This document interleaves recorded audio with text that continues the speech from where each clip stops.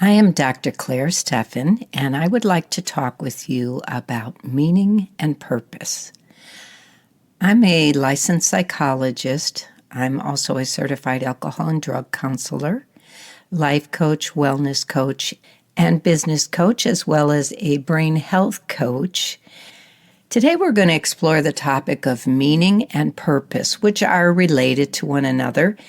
Meaning is the broader topic that's related to self-worth, value, and how we make decisions around those values. Purpose can be more specifically focused. So when we think about how do we define ourselves in our culture, westernized culture, we tend to put a lot of value on what we do for a living, and that defines us. You'll recognize that oftentimes you'll meet someone for the first time, and they may ask you, what do you do for a living? Or you might ask them. And then the conversation expands out from there, and we get a definition of who that person is based on how they spend their time. Back in the early 80s when we were really expanding the information age, we had this kind of concept that it was going to bring us a lot more discretionary time, which didn't necessarily pan out to be true because although we have, software to organize us and make things more accessible, it doesn't necessarily mean it's always more efficient. One example that comes to mind of this is that I've been a university professor for many years now, and I've noticed a decline in the skills of critical thinking and the ability in students to be able to research without just using a search engine. So they become very, in some ways, dependent on just putting keywords into the search engine and being satisfied with whatever was found, rather than exploring and, like a detective, digging in and finding the connections between and what might be underlying to a specific concept, idea, or topic.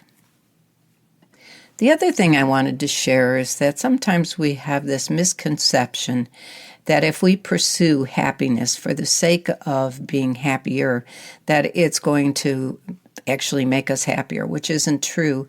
Social scientists have found that if we put our focus on purpose and meaning, that we're more apt to find happiness because we have then defined ourselves through that exploration. So how do you find purpose and meaning in your life? That's been a question that psychologists have been exploring for decades, but even prior to that, philosophers for thousands of years have been looking at that exact question. And how do we define ourselves in the context of culture and within a social group? We do know that if you find a specific purpose, we know that finding purpose and meaning is directly related to your holistic health. In other words, you're going to feel better mentally and physically if you have a purpose or a reason for being in life. Oftentimes the existentialists would pursue this kind of question, and they would explore dichotomies like love and hate, life and death.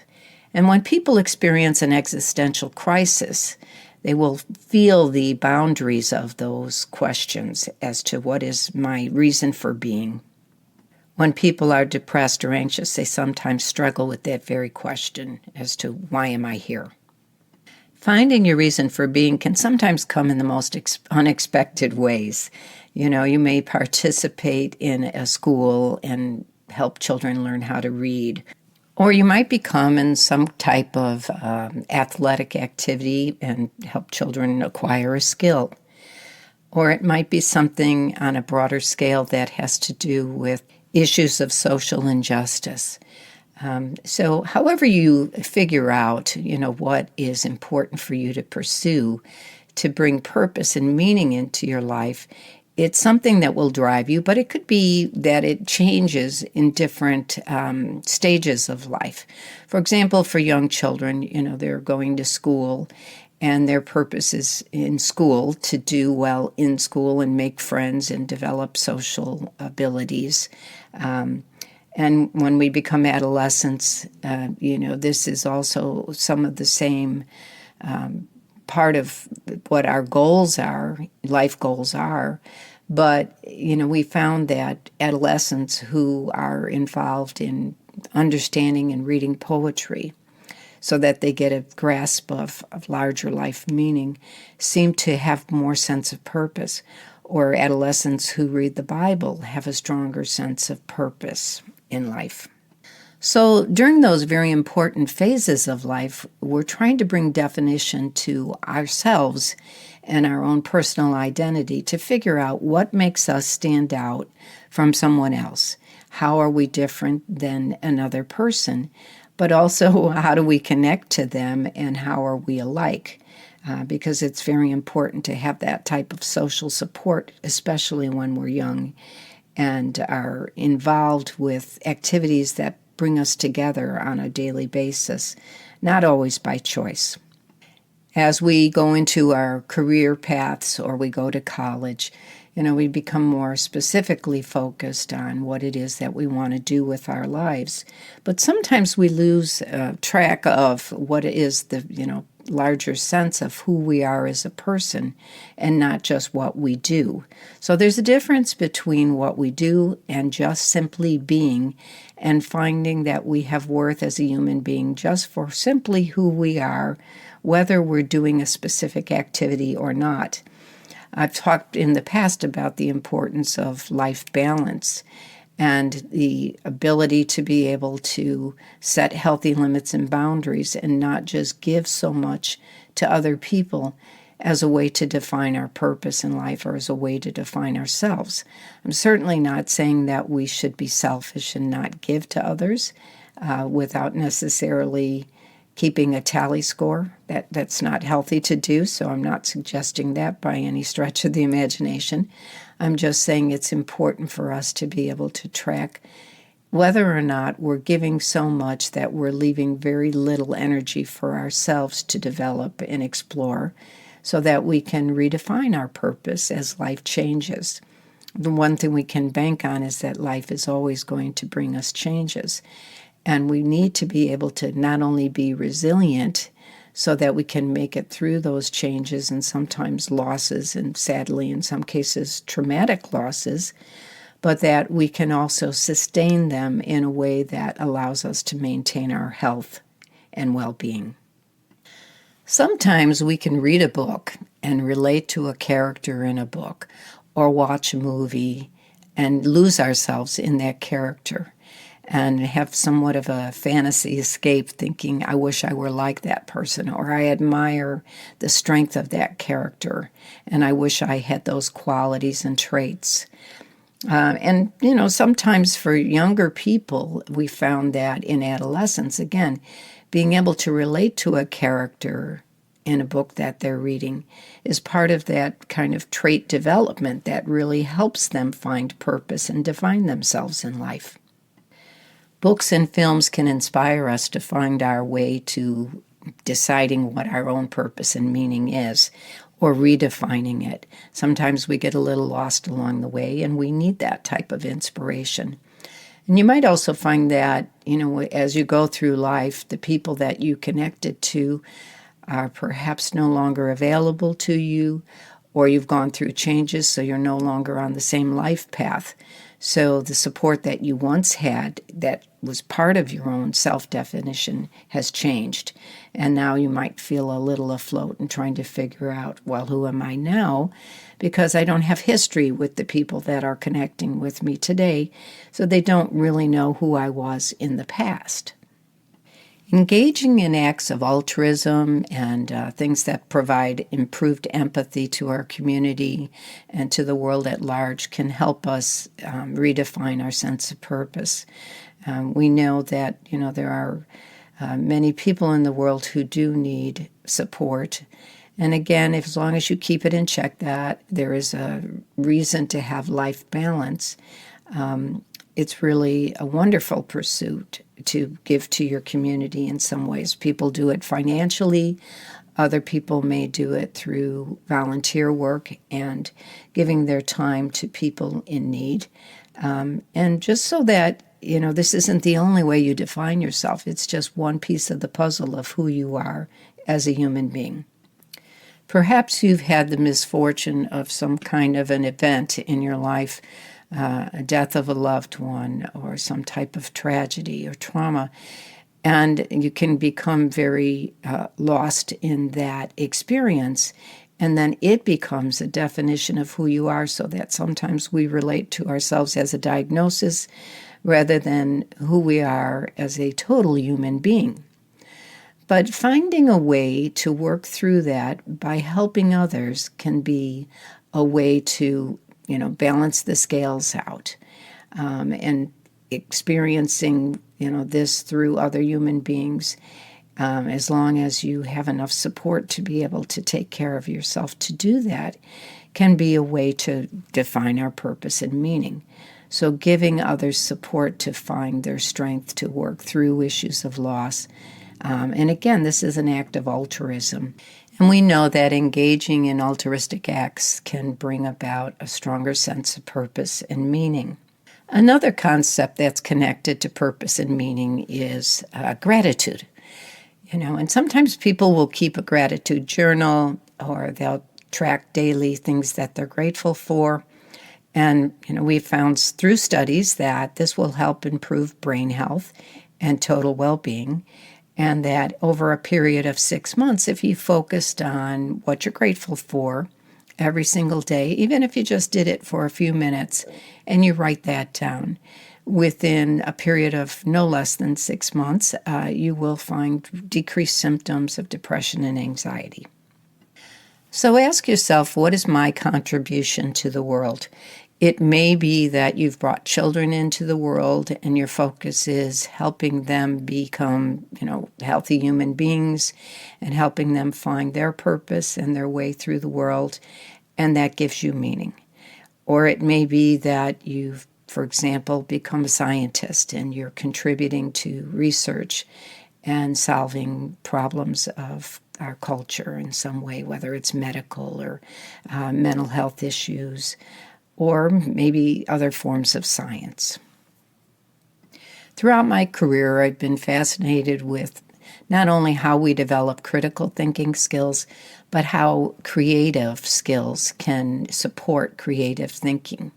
When you talk with enough creative people, you'll find that they describe their experience as being in the zone, or if sometimes as if they've received a gift and they don't exactly know how they received this image or this sound that created a song. But it came to them as if through someone else, through some other being, as it was channeled through them. So engaging in creative acts, being artistic in some ways, can be another way to define purpose and meaning. And you'll also find that there's a lot of music or films or art that will express issues of social needs and injustice through the arts. And this can bring purpose and meaning. Connecting to people who have a shared vision, in other words, creating your own community that is a purposeful and meaningful community, can be another way to come to that within yourself. Each of us have our own story to tell and our own journey, and sometimes sharing your story with others can be a way to connect to your own purpose and meaning. Purpose can be thought of as your reason for getting up in the morning, what motivates you to get up and do what you do each day. And meaning, as I said, has a broader sense of the definition of what is our life all about? Why are we here? Meaning can be considered as the intention or the reason for being or doing, and purpose can be the roadmap that gets us there. At a rather early age, we're taught the importance of defining our goals in life. And again, a cautionary note there that, yes, we need to have clearly defined objectives to meet those goals. But we don't want to become so focused on meeting goals in life that we forget to simply enjoy life and focus on other aspects that are not just about the target that we're trying to hit or the career that we're trying to develop. We want to be clearly focused on life balance, and that is what will bring us more meaning in life. Purpose can be about the core goals or the aim that you have for a specific targeted activity or life goal. And the meaningfulness is really much, as I said before, a broader sense, life's inherent value or worth, and how you define yourself through that lens. So you may read a lot of different things, and these words are used interchangeably, purpose and meaning, and you might wonder, how are they different? Because they tend to be a little bit blurred in regards to these definitions. I hope my discussion today helps you have a little clearer picture. And I'm sure as you read, you'll find still people who disagree with my definitions and my explanation of the difference between purpose and meaning. I have just found that this is perhaps a easier way to look at it and keep those two concepts a little clearer in your mind. As we journey through life, we learn a lot of different things, some we don't place much value on, and perhaps it's time to reassess that. There may be things that you learned even through very difficult times in your life where you felt out of control or a loss that may have taught you skills and brought you to places that bring deeper understanding. And those things perhaps could be shared with others and give them an easier path to find their way through it. Those altruistic acts can help us define ourselves in a more meaningful way. You could also begin to explore the meaning of self in the broader sense of the word, so that we have a universal definition of being, or you can look at it internally to decide what is my own definition of self. And what do I bring to the table? What do I have to offer? How do I contribute to this world in a meaningful way? At an early age, I was influenced by the works of Viktor Frankl. It was a high school assignment to read the book Man's Search for Meaning, and I was struck by his own experience. He was a psychiatrist, and unfortunately, he was brought into the concentration camps, as were his wife and his mother and father, all of whom he lost during that time. And, when people were in the concentration camps, they were referred to as inmates. So I'll use that term here in that way. But what he talked about was his study of human behavior, and it's part of that existential psychology movement in understanding those parameters of life and death issues, love and hate, the things that drive us emotionally as human beings. And what he found is that the one thing they could not take away from the individuals who were encamped is that no matter how they stripped them of their identity, they couldn't take away the individual's ability to choose. For example, if they simply had a crust of bread, they could decide whether or not they wanted to share that with another inmate. And that very act would maintain dignity and would allow them to be human in some ways, despite the attempts to dehumanize them. So again, you see an act of altruism, and the concept of choice is very important here because choice can define us and how we choose to live our lives and how we give purpose and meaning to that life.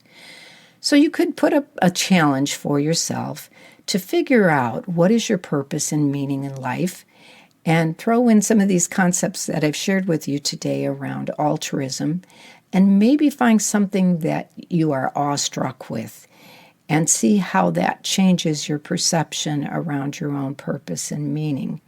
Engage in acts of empathy and give to others. You may be surprised at how this changes your own personal definition of your life purpose and meaning.